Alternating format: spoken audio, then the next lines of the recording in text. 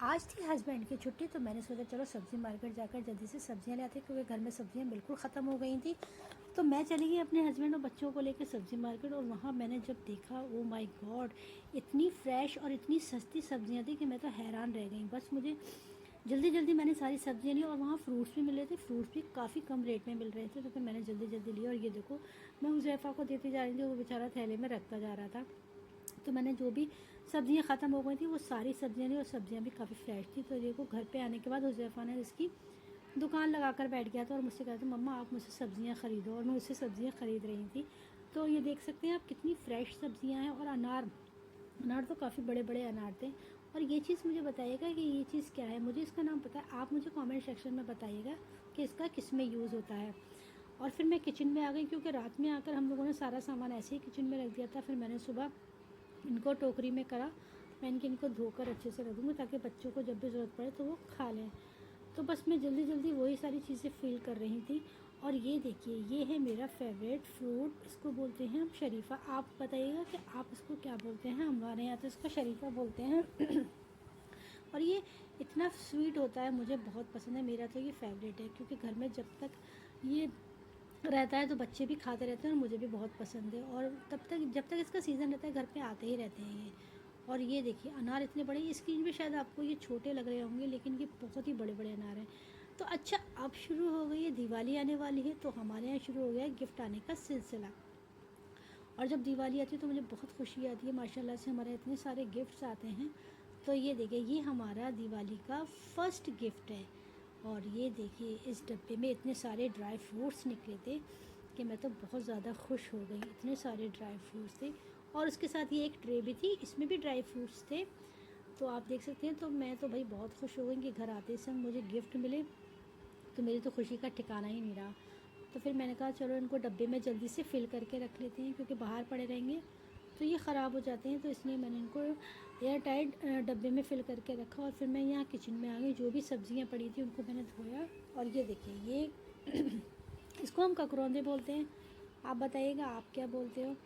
तो फिर मैंने ये देखा था, ये सारा पूरा किचन मेरा फैल रहा था, सारी सब्जियां वगैरह सब ऐसे ही पड़ी थी। तो मैंने कहा चलो मैं इनको अच्छे से धोकर और डब्बे में फ़िल करके इनको रख देती हूँ। तो ये वही चीज़ है जिसका मैं आपसे पूछ रही थी कि इसका नाम क्या है। तो फिर बच्चे तो जब स्कूल चले गए तो फिर घर इतना ज़्यादा फैल रहा था, तो मैंने जल्दी जल्दी घर को क्लीन करने में लग गई। और यहाँ पर हम सुबह चलाते हैं सूर्य बकरा और यासीन शरीफ, क्योंकि मेरा रेगुलर हम चला देते हैं ना, तो घर में बहुत अच्छा लगता है, इतना सुकून और रौनक सी लगती है। तो डेली मैं इसको घर पे चला कर रखती हूँ। तो 2-3 घंटे तक ये हमारे यहाँ चलता ही रहता है सुबह के टाइम पे। और उसके बाद फिर मैंने जल्दी जल्दी से करी सफाई, तो मैं बस उसी के बारे में आपको बता रही थी। और यहाँ केक रस रखे हुए थे, तो मैंने कहा चलो इनको भी जल्दी से डब्बे में फ़िल करके रखते। सॉरी, मेरा गला ख़राब हो रहा है, तो इसलिए मैं वॉइस ओवर कर रही हूँ।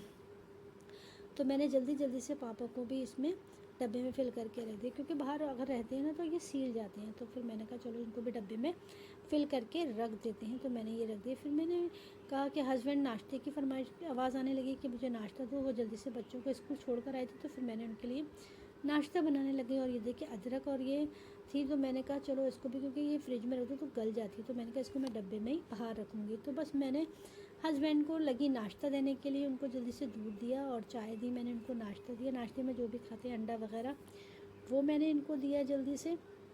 और नाश्ता देने के बाद मैं जब फ्री हुई ना, तो फ्री होने के बाद मैंने जल्दी जल्दी से, किचन इतना ज़्यादा फैल रहा था कि यकीन मानो बहुत ज़्यादा, मैंने किचन को समेटा।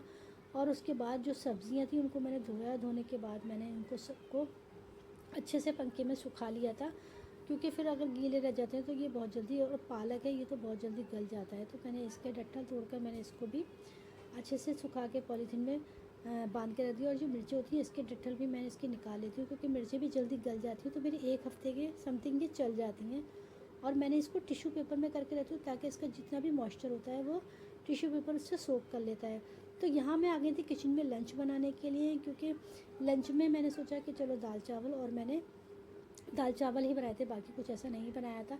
तो उसमें मैंने सिंपल सी रेसिपी है मेरी दाल चावल की, क्योंकि मैं चावलों को मैंने बॉईल करने रख दिया था, और दाल में मैंने ये बस सारी काली वाली दाल ली थी खड़े मसूर की, और उसमें मैंने ये लहसुन चॉप करा हुआ डाला था, एक प्याज मैंने चॉप करी हुई डाली थी, और मैंने सूखे 1 चम्मच धनिया का डाला था, 1 चम्मच रेड चिली पाउडर का डाला था, और 1 चम्मच हल्दी का डाला था। हल्दी थोड़ी इसमें ज़्यादा जाएगी, और नमक डाला था। और मैंने इसको अच्छे से मिक्स करके कुकर पे और चला दिया। हाँ, इसमें थोड़ा सा मैंने मस्टर्ड ऑयल भी डाला था, और फिर मैंने इसको चढ़ा दिया था। अच्छा, यहाँ मैं बना रही थी मेरी मम्मी की रेसिपी, जो कि मम्मी बहुत ज़्यादा बनाती थी। मैंने बताया था ना आपको कि ये मेरी शादी से पहले मैंने खाई थी, उसके बाद अब मैं इसको ट्राई कर रही हूँ।